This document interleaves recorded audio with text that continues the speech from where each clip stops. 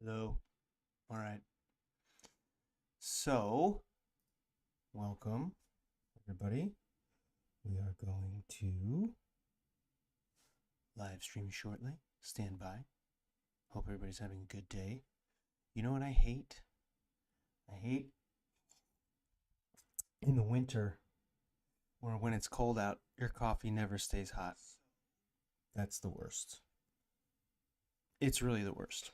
So, anyway, we're going to live stream shortly and we're going to get to it. It's going to be great. And I can't wait to talk to you about Mahmoud, Khalil, community board stuff. And yeah, it's going to be great. Um, so why don't we get it started? Welcome, everybody. Here we go.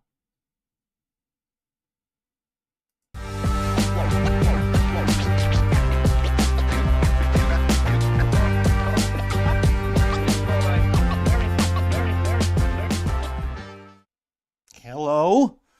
Welcome. I think I've got a decent amount to talk about today. So I'm just going to get right into it. Welcome to new shows for those. I am going to get right into it, and we are going to actually, you know what? I want to start with first is just, I went to my local community board meeting last night, and I want to let you know what's going on in my local community. We had they had elections for the executives there, which was very interesting and a little boring. These meetings are usually pretty boring. Um, at one point, we have uh, the CO of our precinct, the 102nd precinct in New York City. The commanding officer is there, and she gives the rundown of what's going on. And crimes down, shootings down, a lot of things are down. Cracking down on illegal pot shops, cracking down on e-bikes, and yep. So that's what's going on locally. At one point during the CO's presentation, somebody from the community board mentioned how in the last few weeks down on Jamaica Avenue, which is down here, he's seen all these alerts on the Citizen app about shootings and robberies and fights and disruptions and gunfire. And he asked the CEO, is there any truth to these things that I'm seeing on Citizen? And she said immediately, she was like, no, we haven't had anything like that. We haven't any reports of gunfire, any robberies or anything out of the ordinary. Definitely not in the last couple weeks. So to all my New Yorkers, well, anybody who's on Citizen app, just be wary of what you see up there and take it all with a grain of salt. Remember, anybody can post an alert on there and, pretty much make up anything that they want. And also, too, in talking to police officers and attending these meetings, a lot of these reports of gunfire they're not gunfire. It's false. It's backfiring cars, fireworks, any number of loud noises. But people call and report. So people monitoring police police frequencies report that there's been a report of gunfire. And I know I've spoken to neighbors who mention specifically they go on to Citizen and, oh my God, have you heard? There's gunfire. There's people getting robbed, and you know, and most of that stuff's not true. It's just it's a gossip. That's basically what it is. It's a gossip app. With little factual evidence being presented. So straight from the CO's mouth, not a lot going on down in Jamaica, especially in terms of gunfire recently. Um, the community board did seem very concerned with Trump's cuts to the Department of Education. Um, one person, New York City especially gets a lot of federal funding, and they're preparing and expecting for that to go away. Um, One person on the community board mentioned incorrectly. It appeared that the free lunch program comes from the Department of Education federally. It's federal funds, but somebody else on the community board they um,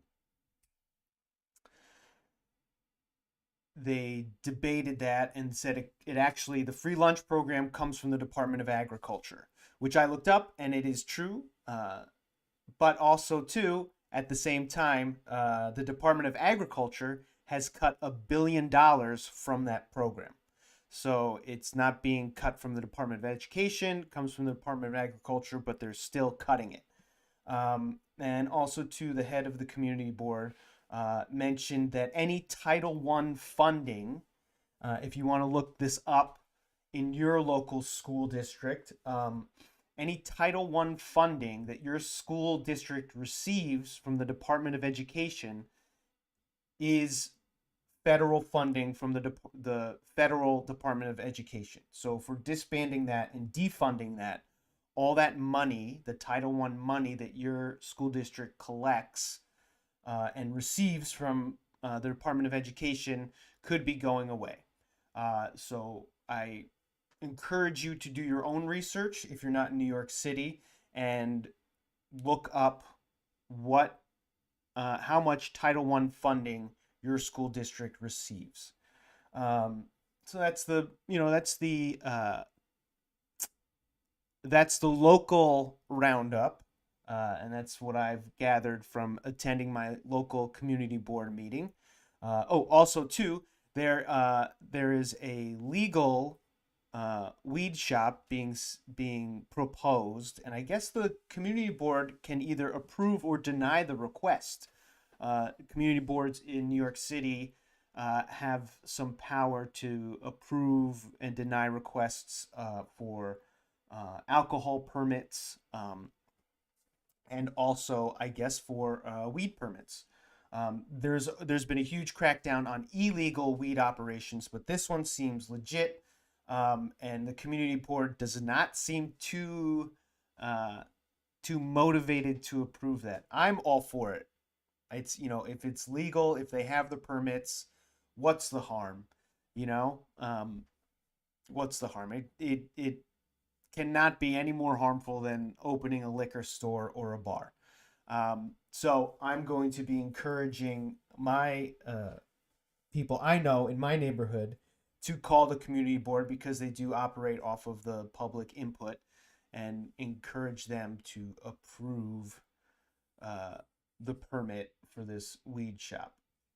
But these are the kind of things you need to know, especially now that the federal government seems to be reaching into our lives and intruding into our lives ever more.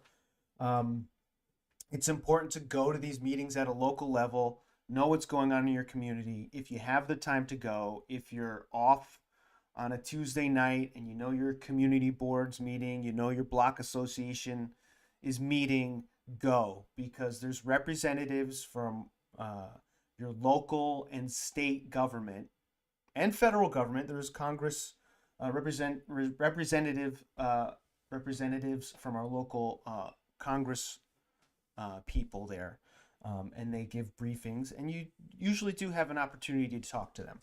So these community boards are very good pipeline to getting direct information from people in the know in your community, and it is a much better way to gather information about what's going on in your community than hearsay from your neighbor or a post about gunfire on the Citizen app. You get it straight from the horse's mouth. So I recommend and encourage everybody to do that. Get involved in your local community. You don't even have to talk. You don't have to get up and make a speech. Just go, because then you're informed and you know what's going on. So if you're around on a Tuesday night or Thursday night, whenever it is, and you have the time to go. It's usually like an hour-long meeting, sometimes two. You go, you get the information, and you feel like you're involved. Even though you're not participating, you feel like you're involved, and you feel like you've gotten some good information from direct from the source. And you do. And if you want to ask a question or make a statement, there's a public forum usually where you have the opportunity to speak for yourself or other people in your community. So, highly recommend it. Everybody should be doing it. Please get involved. Um, so that's that. I mainly want to talk about Mahmoud Khalil, um, the pro-Palestinian activist who has been arrested and not real. I don't really believe he's been charged with anything. He's due to appear in court today. It's very, a lot of people are very concerned about it, and so yeah, so this is what's going on currently. So the administration has alleged that Khalil, who was a leader of the pro-Palestinian encampment protests on Columbia's campus, was a supporter of Hamas. Authorities have not charged Khalil with a crime, and the administration has not provided any evidence showing Khalil's alleged support for the military group. The Trump administration said it has the authority to remove Khalil under the Immigration and Nationality Act. Under the Immigration and Nationality Act, the Secretary of State has the right to revoke a green card or visa for individuals who serve or are adversarial to the foreign policy and the national security interests of the United States of America. White House Press Secretary Caroline Leavitt said on Tuesday, Mahmoud Khalil was an individual who was given the privilege of coming to this country, to study at one of our nation's finest universities, who we have since defunded, and colleges, and he took advantage of that opportunity, of that privilege, by siding with terrorists, Hamas terrorists. And his lawyers allege that his alignment with Hamas is false and preposterous. So I'm going to get into that a little bit. Today, we're going to kind of explore this together. I've bookmarked a couple websites that we're going to check out, and we're going to look into the Immigration and Nationality Act. I want to delve into a little bit of the Patriot Act. What else do I have for you guys today? What a foreign terrorist organization is, and just what kind of implications this has for the rest of us. I wanted to find old video. I mean, he's really only been in the spotlight for a little less than a year. These protests took place in April, I believe, mid to late April into May last year, and he was one of the leaders, one of the negotiators for the group. And I wanted to see some video of him speaking and just get an idea of who this person is and what he has said during these protests. So I found this video of it's kind of like a news conference and, a press conference with people talking.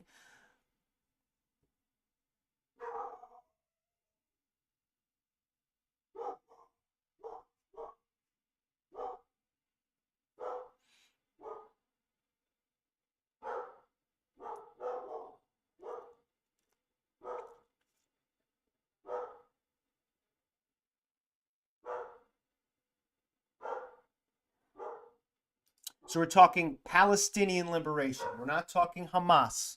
We're talking Palestine. So yeah.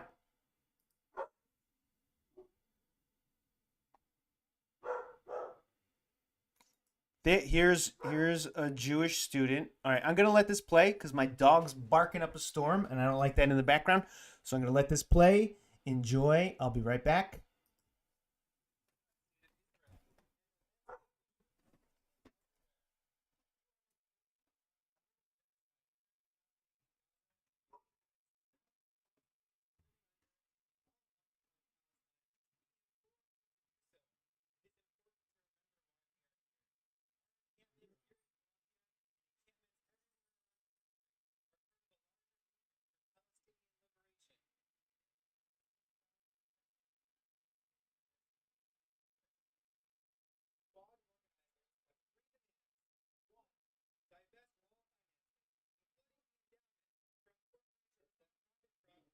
Apartheid, genocide, and occupation in Palestine.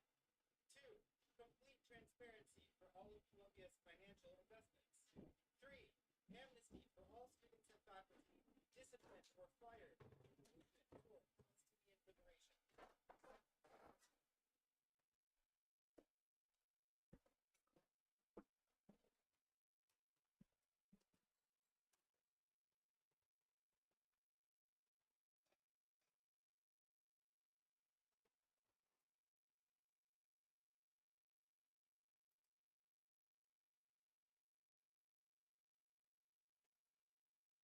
All right, I'm back. Wait a second. What's going on here? What's going on here? I think there's something up with the live stream. Oh my gosh. All right, so I'm so sorry. Let me try to fix this. So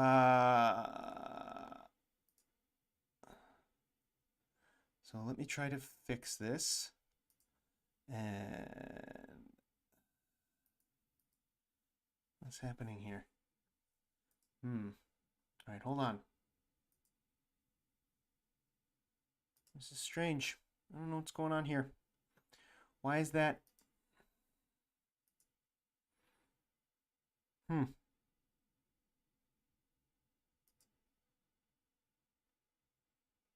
What is happening?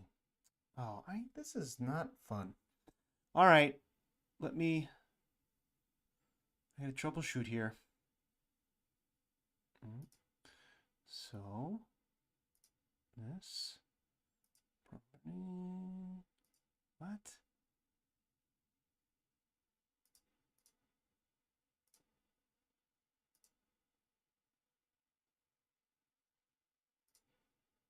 Okay, hold on. Oi, oi, oi. It's always something, huh? Let's see. Stand by, everybody.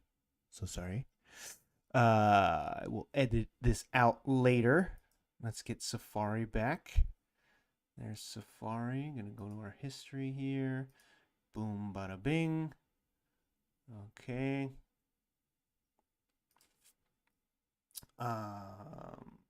Almost back. We are going to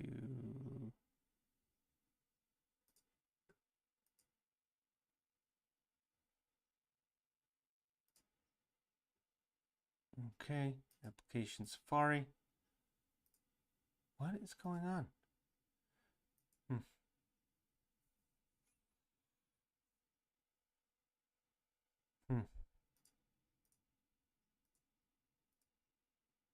There we go. All right. I gotta get back. Got it back. So, and then this should play, right? And we should have our audio. Very good, very good. Okay. Sorry about that. All right, so today is...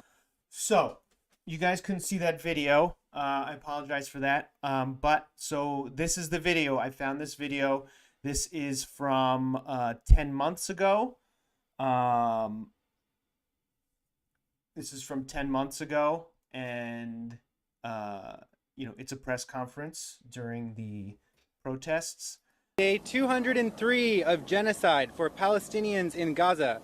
So here's the press conference. There is Mahmoud back there waiting to talk. And this person, I don't know their name. Let's see. Mahmoud Khalil.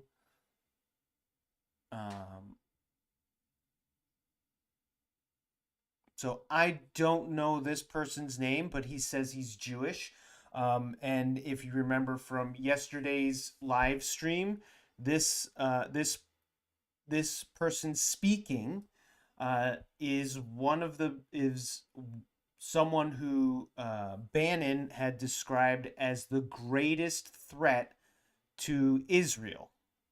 Okay, so let's listen to this greatest threat. And nearly 75 years of colonial violence from the apartheid state of Israel, and immense anguish for Palestinians everywhere.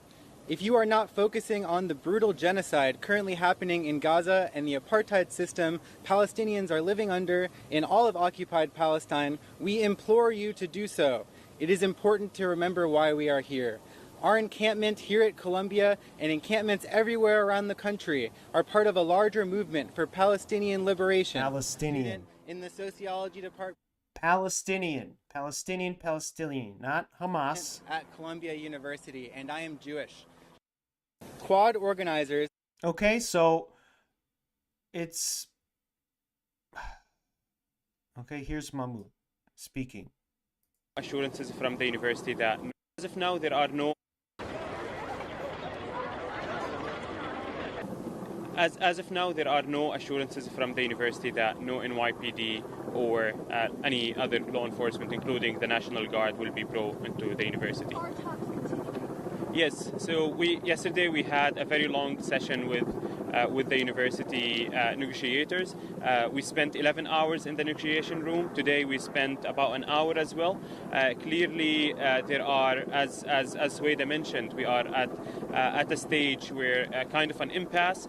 The university is not acknowledging the movement and the extent of the movement, and what they're willing to offer is mostly just the statements, processes, and committees.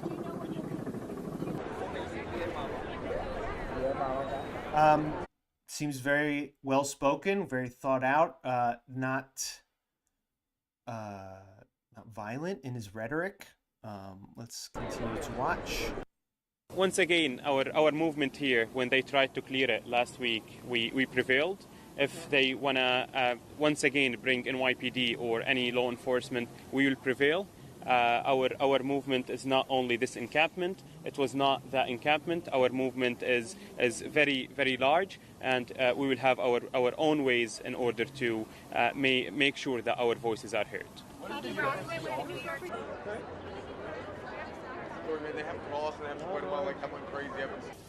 Again, it is in our best interest to reach an agreement before commencement because we want students and families to be able to celebrate this milestone together on this campus. Though there are parties within the administration who would like to see negotiations fail, again, we are reiterating that successful negotiations are the only viable option to end this encampment. Okay, we're talking about negotiations to end an encampment. These protests were peaceful. There were agitators that came, and it seemed as though the protesters at some point would get into verbal tiffs, and then also too when the police came to forcibly break up this encampment. That was a little more violent. But these are... I think it's incredibly anxiety-inducing for a lot of Columbia students, especially protesters. I also think it's inspiring to see how many students have decided to speak out on their own campuses. I think this has maybe given them a warning as to what might happen when you do speak out, but also an example of there are students who are speaking out, and even in the face of repression. I think it's no surprise. I mean, students on all college campuses across the country, across the world, are disheartened. They don't want their tuition money going towards genocide. And so students are choosing to do the same thing we did here, but ultimately it's really about centering Gaza. Every student movement has been in solidarity with Palestinians, not in solidarity with us. All of us are doing our encampments, our protests for the same reason, which is we don't want our university funding genocide. We don't want our university funding genocide, indiscriminate bombing of the Palestinian people. That does not sound aligned to Hamas at all. It sounds very organized, very benevolent, very diplomatic. We're talking negotiations. These people weren't yelling and screaming at each other. There was no violent rhetoric that any kind that I heard out of Mahmoud's mouth. Let's see if we can find any other video of him.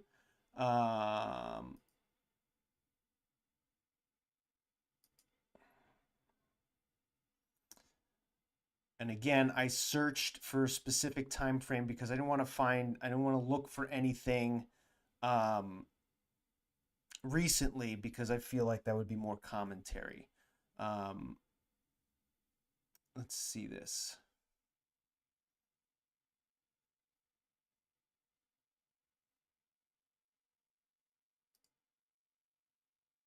There we go.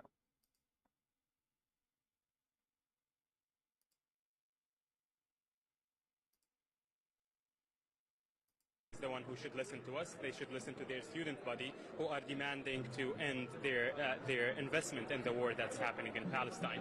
Our demands are clear. Our demands are regarding the investment from the Israeli occupation, the companies that are profiting and contributing to the genocide of our people. Again, the university, once again, they are so stubborn in listening to their students. They're treating this matter as a disciplinary matter.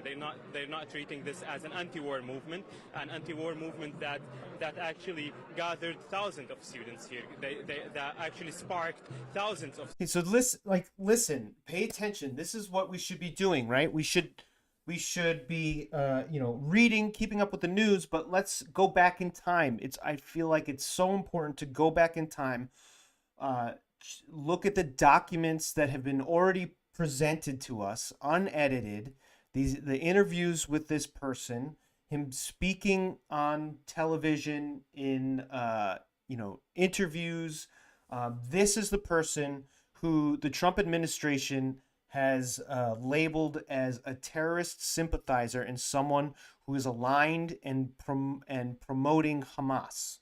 The only words out of his mouth are that he is protesting is genocide and justice for the Palestinian people, and peaceful, organized resistance, and encouraging divestment at universities from companies that are profiting off of the murder and genocide of the Palestinian people. There's no violent rhetoric. They're advocating for peace. They're advocating for a cease in the indiscriminate bombing. They are very well spoken, educated, organized. They want what's best for these people that are suffering. Students across the United States. How far are you all willing to go here on campus? We're going to go as far as we need to pressure the university to pressure the university to divest from the occupation. This is up to the group, to the leadership of the group, to decide how far they will go. But now it's clear that the students will remain here. They will stay here until they achieve their demands. Before I let are you guys going to? So, here's the question: how far are you willing to go? And we're willing to go as far as we can. And it sounds to me like that. I take that as meaning we will sit here, we will protest here as long as we can, until our demands are met. This has happened in Colombia in the past for other reasons. It's almost a tradition in Colombia to protest. To protest injustices that the students see, and notice how at the end, he mentions that the leadership of the group to decide. This is up to the leadership of the group. He does not. He does not accept himself as a leadership role of the actual protesters. He's taking on a role as negotiator for the protesters. And part of that is because he is a foreign student. He's trying to make an impact as much as he can within the legality of his stay here in the United States. This is a negotiator for the protesters. Nothing I've watched, no old video or anything, do I see or hear from him tells me that this is someone who's aligned with Hamas, who is a terrorist organization, who has kidnapped, killed civilians, and who has a vendetta and a will to see Israel wiped off the map, right? In none of this, and none of these videos where I watch him speak, do I see that he is any of these things that he's being accused of. Protests and encampments in support of the people of Palestine popped up on university campuses. At Columbia University in New York City, Mahmoud Khalil was one of the graduate student organizers. This is a movement, an anti-war movement. We have sparked similar Gaza solidarity encampments across the nation and even across the globe. Syrian-born Khalil is married to a U.S. citizen who is 8 months pregnant. He has worked for the UK government's Foreign Commonwealth and Development Office, as well as the United Nations in New York. Immigration and Customs Enforcement agents arrested Khalil at his university-owned apartment on Saturday night, according to his lawyer, Amy Greer. Greer says ICE told her that they had orders to revoke his student visa, but Khalil is a permanent resident of the United States with a green card.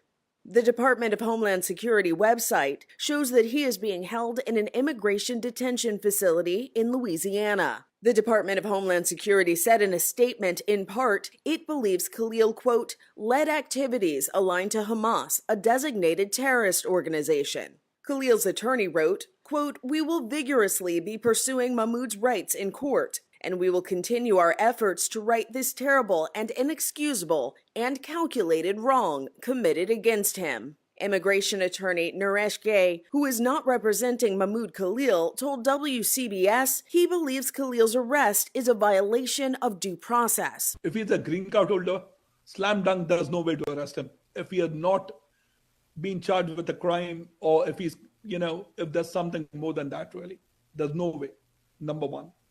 Because you're dealing with a legal resident alien, which means you're dealing with a green card holder who has a lot of rights in our country. Secretary of State Marco Rubio wrote on X, quote, we will be revoking the visas and or green cards of Hamas supporters in America so they can be deported. Peaceful protests are protected by the U.S. Constitution's First Amendment. No evidence has been presented linking Khalil with any terrorist organizations. For Inside Edition Digital, I'm T.C. Newman. This is so... a student who helped organize... Okay. This is so wrong. And it's like, again, this administration is getting away with this. This just shows you the power of the federal government, right? With the power of the federal government in the wrong hands. A lot of this has been set up since the Patriot Act, increased surveillance, less protections of privacy for the citizens, broader definitions of terrorism, broader definitions of civil unrest, increased power to the Department of Homeland Security, all of this, decisions by the Supreme Court that empower ICE and these federal organizations from getting into your business when they have no reason to.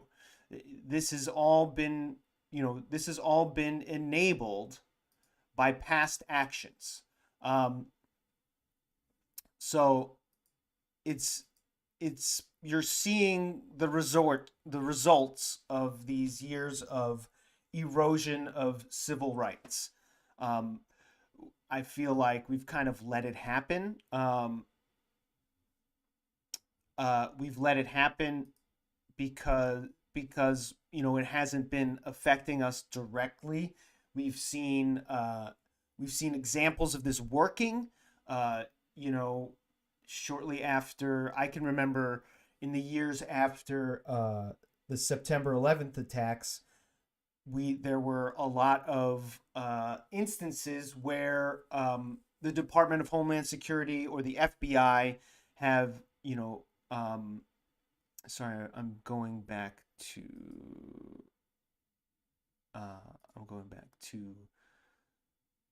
this page, the Google page. Here we go.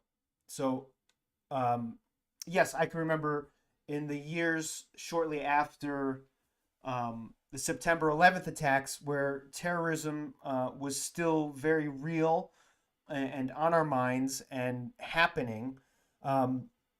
The FBI and the Department of Homeland Security, it seemed like were continuing to catch and stop terror plots from happening. We can look that up. We can go into that later. I don't really feel like I have time to do that today, but that was real. That was happening, and let me see. That was real. That was happening, and we kind of I remember thinking, well, it is kind of invasive, what these laws allow, but it is catching terrorists. So that's kind of the give and take. But now it's like we're starting to see, especially in this administration, that they're because the definitions are so broad and open to interpretation, and there doesn't seem like the judiciary is in any hurry to stop this from happening. The Trump administration seems very emboldened to kind of do whatever they want and accept the consequences later. I mean, this man has been arrested, not charged with anything, being held, halfway across the country. His girlfriend is pregnant, 8 months pregnant, about to give birth. And he's not around. He's being held in a detention center without being charged. I don't even understand how that's legal. I guess if you're an immigrant or a non-citizen, that's okay. But it doesn't really seem like that's okay, because when you look it up and you look up the rights of a green card holder, let's see. I thought I had more. Let me find this. Sorry. When you look up the rights and responsibilities of a green card holder, your rights as a permanent resident, you have the right to live permanently in the United States, provided you do not commit any actions that would make you removable under immigration law. There's a gray area, right? That's what they're accusing him of. Work in the United States, be protected by all laws of the United States, your state of residence, and local jurisdiction. So you're protected under all laws, provided you don't do any actions that would make you removable under immigration law. Your responsibility, you're required to obey all laws of the United States, file your income tax, support the democratic form of government. Support does not include voting.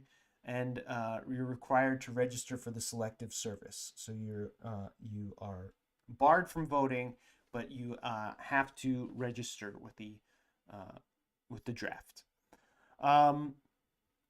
So let's take a look. Let's take a look at these immigration laws. All right, because you had as a green card resident, permanent resident, you have the right to live permanently in the United States, provided you do not commit any actions that would make you removable under immigration law. So let's look at the specific law that they are talking about using to deport him. So we are going to, we're going to look at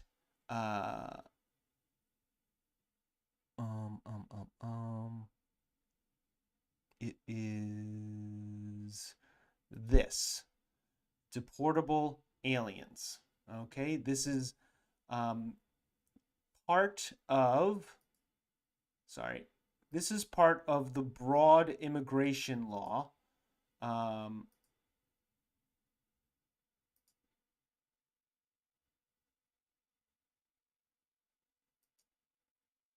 Okay, so this section 1227, deportable aliens, we're going to get into this because this is the part that they're saying that he's violating. And this is part of, I believe, the Immigration and Nationality Act. So we're going to open both of these websites and kind of go back and forth in between them. I believe it's this one. The Immigration and Nationality Act was enacted in 1952. The INA collected many provisions and reorganized the structure of immigration law. The INA has been amended many times over the years and contains many of the most important provisions of immigration law. The INA is contained in the United States Code. The United States Code is a collection of all laws of the United States. Title 8 of the U.S. Code covers aliens and nationality. The tables below show the INA sections and their corresponding U.S. Code section. To ensure accuracy, the links to the official U.S. Code prepared by the Office of Law Revision. Okay, so we'll get into this. I believe we are going to go, it's in the immigration section, Title 2. And am I wrong? No, I am right. And it is section 1227. Yes, deportable aliens. So we're going to go to section 8 of the U.S. Code, subsection 1227. I believe that's what it's called. And then just for shits and giggles, we're just going to educate ourselves about the broad definition and history of this act, which I went to Wikipedia, not the Patriot Act, Immigration and Nationality Act of 1952. Also known as the McCarran-Walter Act, codified under Title 8 of the United States Code, governs immigration to and citizenship in the United States. It came into effect June 27, 1952. The legislation consolidated various immigration laws into a single text. Let's blow this up. Officially titled the Immigration and Nationality Act, it is often referred to as the 1952 law to distinguish it from the 1965 legislation. The law increased the quota for Europeans outside Northern and Western Europe, gave the Department of State authority to reject entries affecting native wages, eliminated 1880s bans on contract labor, set a minimum quota of 100,000 visas per country, and promoted family reunification by exempting citizens' children and spouses from numerical caps. Okay, so this was the original law, and it since has been amended many times over, and we're going to look at the laws it stands today. But I find that some of the histories and the provisions in this law kind of telling of a bygone era. You know, the back in the time where we want to make great again.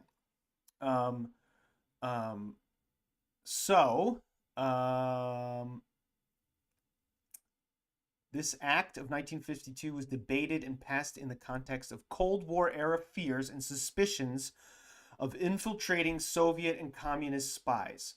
So this kind of is a result of the Red Scare and McCarthyism, anti-communist sentiment associated with the Red Scare and McCarthyism in the United States led restrictions to push for selective immigration to preserve national security. we proposed the immigration bill to maintain a status quo in the United States and to safeguard the country from communism, Jewish interests, and undesirables that he deemed as external threats to national security.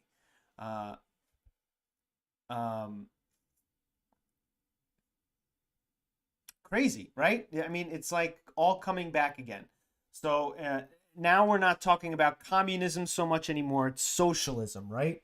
We're focused on socialism and the dangers of socialism. I guess we're always talking about Jewish interests and how they and how they conflict with the pure American interests and undesirables, right? So the bill also placed preference on economic potential, special skills, and education. So in response to the liberal immigration bill of Representative from New York, both McCarran and Walter combined their restrictive immigration proposals into the McCarran-Walter bill and recruited support of patriotic and veteran organizations. However, various immigration reform advocacy groups and testimonies by representatives from ethnic coalitions, civil rights organizations, and labor unions challenged proposals of restrictive immigration and pushed for a more inclusive immigration reform. Opponents of restrictive bills, such as Lehman, attempted to strategize away. President Harry Truman vetoed the act because it continued national origins quotas that discriminated against potential allies that contained communist groups. However, Congress overrode the veto by a 2/3 vote of each house. They enacted the bill, which became known effective June 27th, 1952. The passage of the McCarran-Walter Bill, known as the Immigration and Nationality Act of 1952, solidified more restrictive immigration movement in the United States. So the initial legislation was out of fear of communism, Jewish interests, and undesirables threats to national security. The Red Scare, which today, I mean, maybe not so much today anymore, but in the past is viewed as a red herring, undue persecution of people favorable to more progressive policies, and not so much communism, but what we would call progressive and socialistic policies in the United States. You know, it's like, you know, protecting your fellow man, and and the like. Jewish interests, I mean, again, it's like this is all familiar. It's all coming around again. It's like that Steve Bannon video we looked at yesterday. Very concerning. The real number one threat to Israel are Jewish people that do not align with MAGA interests. I want everybody to hold on to that statement. That is how the Trump administration views Jewish people that don't toe the line.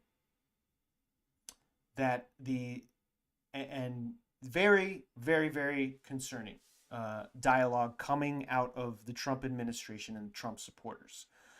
And it's also interesting that in this bill, it has since changed, but this was in the bill. Let me see. There's quotas, naturalization, preference system. The 52 Act created 4 preference categories for quota admissions, 50% for immigrants with essential skills, 30% for parents of adult citizens, 20% for spouses, children of legal residents, and any leftover green cards for siblings and adult children of citizens. the McCarran-Walter Act linked naturalization to the idea of good moral character, measured by a person's ability to behave morally and honor the Constitution and laws of the United States. On the again, here this is like on the surface, it's like okay, you know, you need to be moral and honor the Constitution and laws of the United States, sure. But when we talk about moral, what are we talking about? We're talking more of a Christian moral system, right? Not moral in the sense of being a good citizen, because if we read on, the act gave the government the authority to deem an immigrant who lacks good moral character ineligible for admission or naturalization and deport the immigrant who engaged in a list of activities that violated the good moral character requirements, such as crimes involving moral turpitude, illegal gambling, alcohol use, drug trafficking, prostitution, unlawful voting, fraud, etc. And then also it would deny entry to new immigrants on subjective conclusion of perverse acts such as homosexuality, prostitution, sexual deviance, crime of moral turpitude, economic dependency, or perverse bodies like hermaphrodites or individuals with abnormal or small body parts. Oy, oy, oy. This was before the act. Okay, great. And I think we amended that. I mean, this is crazy. It's crazy, you know, how far we've come and how it seems we seem to be moving backwards a little bit. Moral turpitude. What is all this about? Moral turpitude is a legal concept in the United States and until 1976 in Canada that refers to an act or behavior that gravely violates the sentiment or accepted standard of the community. Moral turpitude laws typically deal with legal, judicial, and business-related transgressions. Moral turpitude laws should not be confused with laws regarding social morality, act of baseness, vileness, or depravity in the private and social duties which a man owes to his fellow men or society in general, contrary to the accepted customary rule of right, duty between a man and a man. So it seems like a very broad thing that they could hold against you if somebody in the government felt like you weren't behaving or doing what Big Brother has told you to do. So, okay, I digress. That's a little bit of the history of the law. It's been amended many times over. It's still part of the law, and this is the law as it stands today. And we're going to look specifically at this section 8, section 1227, deportable aliens. So here we go. Classes of deportable aliens. Any alien, including alien crewmen in and admitted to the United States, shall, upon order of the Attorney General, be removed if the alien is within one or more of the following classes of deportable aliens. Inadmissible at the time of entry or of adjustment of status, violates status, okay. Number 2, criminal offenses. Here it is. Any alien who is convicted of a crime involving moral turpitude committed within 5 or 10 years after the date of admission, okay. Criminal convictions, okay, makes sense. I can get on with that. Failure to register and falsification of documents, sure, okay. Security-related grounds. This is the section that we're going to focus on. In general, any alien who is engaged, is engaged, or at the time after admission engages in any activity to violate any law of the United States relating to espionage or sabotage, or to violate or evade any law prohibiting the export from the United States of goods, technology, sensitive information, any other criminal action which endangers right, any activity which is in the opposition to or control or overthrow of the government of the United States by force, violence, or other unlawful means. any alien who is described in subparagraph B or F of section 1182 of this title is deportable. So let's check that out.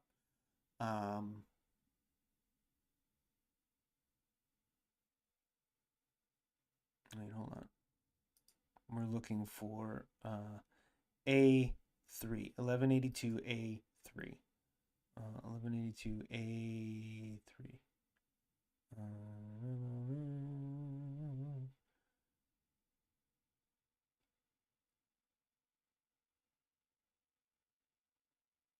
Oh, this is the same thing, right? No. Subparagraph B or F of section 1182A3. Subparagraph B or F.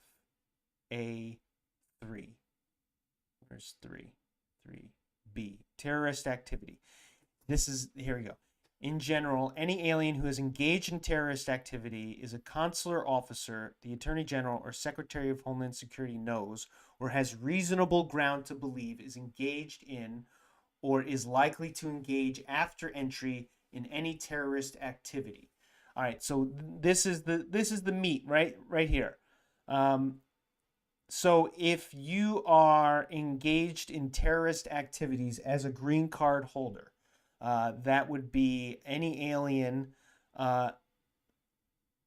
who the Attorney General or the Secretary of Homeland Security knows or has reasonable ground to believe is engaged in or is likely to engage after entry in terrorist activity, as defined in Clause 4. Is a representative of a terrorist organization in design Clause 4, a political association, endorses or espouses terror activity or persuades others to endorse or espouse terrorist activity or support a terrorist organization. This is, I think this is what they're saying here. This part right here, it's very small. I hope you can read it, but that's what it says. And they're saying that he had endorsed terrorist activity. So that's what they're saying. They haven't charged him with it, but that's what we're going with here. And then down here, it says terrorist activity is defined as terrorist activity means any activity which is unlawful under the laws of the place where it is committed, or which, if it had been committed in the United States, would be unlawful under the laws of the United States or any state, which involves the following: hijacking, sabotage of any conveyance, seizing or detaining, threatening to kill, injure, continue to detain, or compel a third person to abstain from doing any act, a violent attack on internationally protected person, an assassination, the use of any biological agent, chemical agent, explosive, firearm, or other weapon or dangerous device, with the intent to endanger directly or indirectly the safety of one of more of the following individuals to cause substantial harm. Right? Okay. Engaged in terrorist activity. This term, engaged in terror, means an individual capacity or member of an organization to commit, incite, commit under circumstances indicating an intention to cause death or serious bodily injury, a terrorist activity, to prepare or plan a terrorist activity, to gather information on potential targets for terrorist activity, to solicit funds or other things of value for terrorist activity, a terrorist organization. So all of this is the meat. This is what we are saying that Mahmoud has been doing.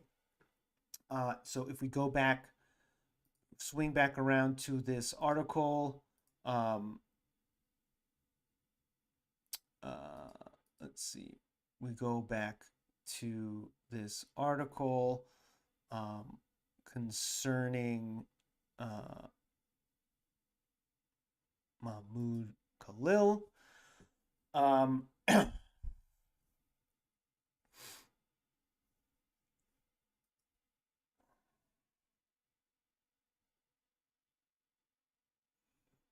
who's a leader of student protests. All right. He was arrested and transferred to a detention center. So the spokeswoman, Karen Levitt, told reporters on Tuesday that the government had the authority to revoke his green card under the Immigration and Nationality Act. This is an individual who organized group protests that not only disrupted college campus classes and harassed Jewish American students and made them feel unsafe on their own college campus, which is it's a lie. I mean, Jewish students participated in these protests. Also distributed pro-Hamas propaganda flyers with the logo of Hamas. Okay, did somebody at the protest do that? Maybe, possibly. Was it endorsed and promoted by Mr. Khalil? Absolutely not. I haven't seen any evidence towards that. And this is the first arrest of many to come. So this is, this is the tightrope we're walking here, and this is the danger of this administration, and this is the danger of things to come. And then Columbia students, this is a walkout to protest Mr. Khalil's arrest. The action was promoted by Drop Hillel, a Jewish-led organization. So, this Jewish organization is protesting this, and the Trump administration is saying that it made Jewish people feel unsafe. So, again, here's the enemy, right? This is who Steve Bannon says is the absolute number one enemy, worse than terrorists or terrorism. It's progressive Jewish thinkers. Very alarming. Very, very alarming. I can't say that enough. That's like alarm bells here. They should be ringing of many arrests to come. And this is going to start. It's going to start with citizens too. I haven't looked into the law. I've only looked into the law as it pertains to illegal aliens. I mean, to legal green card holders, but for citizens, I imagine there are laws on the books where if you can charge a legal resident with a green card with a crime of supporting a terrorist group, anybody in participating in these protests could be also considered aligning themselves with a terrorist group, which I'm sure is in some law somewhere illegal. So this is, again, very, very concerning. Very, very concerning. It still amazes me that the Trump organization can do this without charging anybody with a crime, to arrest and detain and move somebody halfway across the country and hold them without cause. I mean, the only cause we hear is from a press conference, but there has been no charges. And I guess we can do this. I guess this is something that we are now doing. And we will continue to do until somebody tells the Trump administration to stop. I mean, this is very, very alarming. I guess this is like McCarthyism too, right? You would arrest and investigate just at random almost people who you think have were aligned to the Communist Party. I'm thinking of, various articles that I've read, and also too, this was covered in that movie. What's the movie called? I'm drawing a blank. Christopher Nolan movie, Oppenheimer, right? This was covered in there. The Red Scare was covered in that. A lot of filmmakers and writers, and I'm sure as the months and years of this administration roll on, I wouldn't be surprised if the federal government sets up a reporting site where you can report suspected pro-Hamas people, people that you know. It's it's it's very, very concerning, and I don't know what the answer is. I don't know, other than protesting. I don't know what the answer is other than to vote these people out. But we have years until that happens, if that happens at all. So we need to educate ourselves. We need to educate people around us as to what's happening, what the implications of all of this are, and what we can do to stop it, and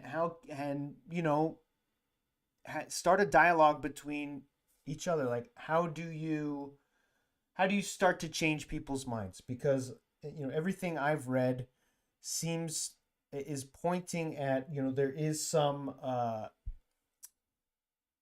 some unhappiness as far as the direction the economy is going, but overall, we still are pretty much evenly divided in this country between pro-Trump MAGA interests and those of us that are aligned with a more democratic, classical view of how the government should be operated and run. And within various degrees, I consider myself more of a progressive person, rather than a moderate Democrat. So crazy stuff. And again, let me say this over and over again. Get involved locally. Go to your community board meetings. Go listen, participate if you want to. But the most important thing is to go listen to it. Understand what your local, state, and federal government are doing. And that's the first step. Another first step you can do, 5 calls, right? If you can't go to the meeting, call your representatives. Directly and leave a message. And if we do this in mass, we are, hopefully we can have some kind of effect, especially in red districts and red states. I'm sure the allure and threat that Trump has over Republicans is probably much stronger than your one phone call. But if your one phone call is one of thousands of phone calls that these people are getting every week, it might make a little difference. It might put a little fear in these representatives to potentially rival the fear of retribution from Trump. It's time to fight. It really is. It's time to fight. It's time to educate. It's time to dig deep, educate, participate. It's like passively participate. If you don't want to go to a protest, I believe passively participating in your local meetings, if they Zoom it, if they, if it's on a YouTube channel and you can watch it, if you can go in person, that's great. But that's kind of more of a passive way to absorb information and to understand exactly what's going on, not just nationally with these big stories that are happening on the front page, but also understanding what's happening locally.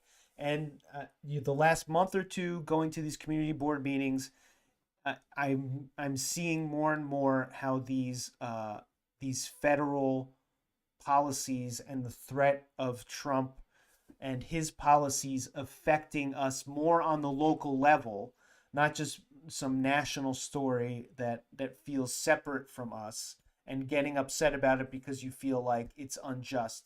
It's starting to creep into our lives, right? We're seeing it in the stock market. We're seeing threats to our Social Security. We're seeing threats to our Medicaid and Medicare coverage. We're seeing threats to our IRS refunds. We're seeing threats to our national parks. We're seeing threats that affect us more directly, and going to these meetings and making your concerns known, or just going and observing and seeing what your neighbors have to say about it and your local representatives have to say about it, I think is extremely important and a good first step into understanding what's going on around you and what's going on that affects you, and what steps your local leaders are taking and what steps you'd like for them to take. That's passively participating. And if you have the time and the will and the desire, go out and protest. That's extremely important. And also call. That is extremely important too. Make your voice heard.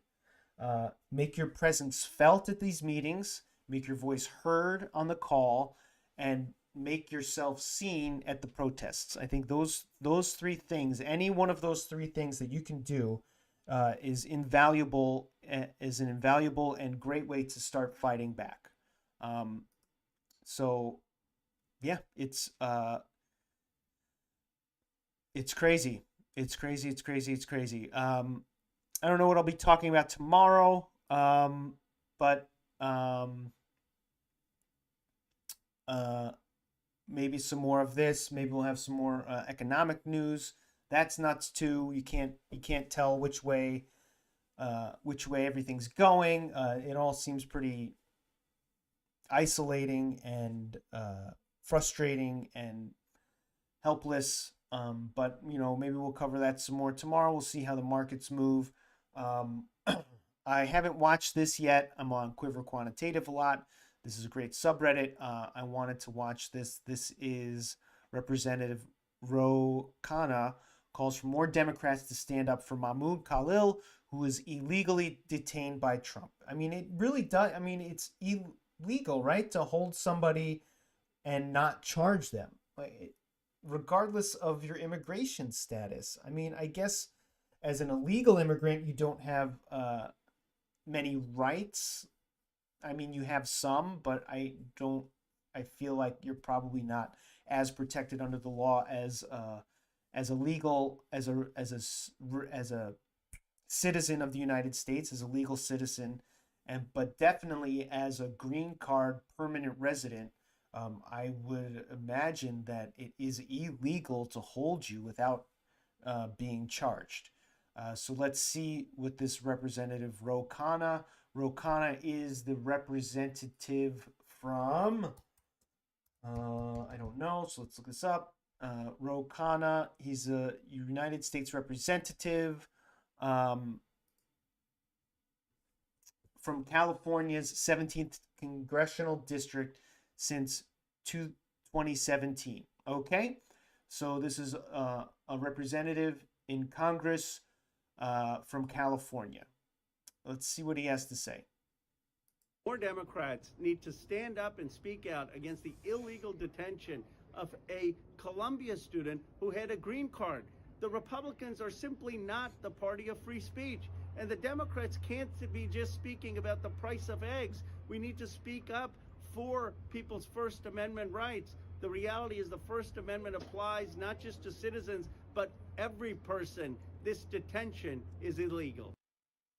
Okay, so this detention is illegal. I tend to agree with him. I mean, I guess it's up to the judges and the lawyers to decide if it actually is illegal.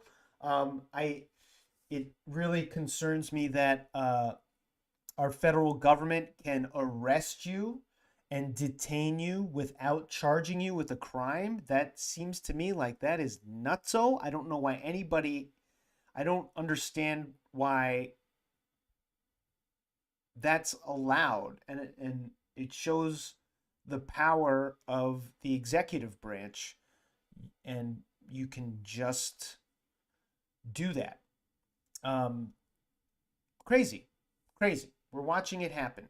We're starting with green card holders, and I guarantee you it will continue with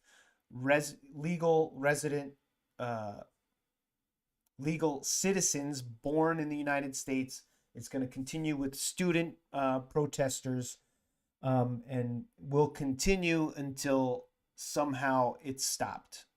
And where Trump is testing the waters, and he's gonna do as much as he can and get away with as much as he can until he's stopped.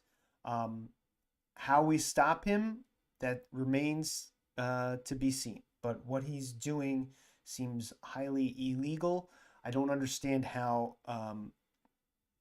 somebody, anybody in government, can continue to do illegal things and that be permitted. Like, how do you stop that? How do you stop somebody in government from doing illegal things when they are literally policing themselves?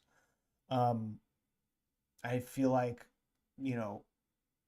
when the dust settles from this administration, if intelligence and democracy prevail, that's going to be to me, that's going to be a big question going forward. If we get through this, how do you prevent this from happening again? How do you prevent the executive branch from just pulling the trigger and doing whatever they want and just waiting for the consequences later? Like, who will prevent that from happening? It's very concerning, and that's something that should really be looked at and paid attention to. Like I said, if we get through this, I can't. It is a big if at this point. Very concerning. I'm gonna hop off. Thank you very much for joining me. I'm gonna work on a couple shorts. Please subscribe. I only have 3 subscribers so far. I want and need more. I will continue to live stream, and I will continue to do this. And like I said, if you like this, please subscribe. If you don't like it, please subscribe, and you just want to give me a bunch of shit and give me a bunch of pro-Trump comments in the comment section, I'll welcome that too. Please subscribe. I'm looking for more subscribers. I'm gonna put some shorter content together that seems to get more views. And thank you very much. Please subscribe. I love you all. Well, I don't know. I don't really know any of you, and mostly it's just I'm talking to myself. But anyway, if you're not me, subscribe. Bye.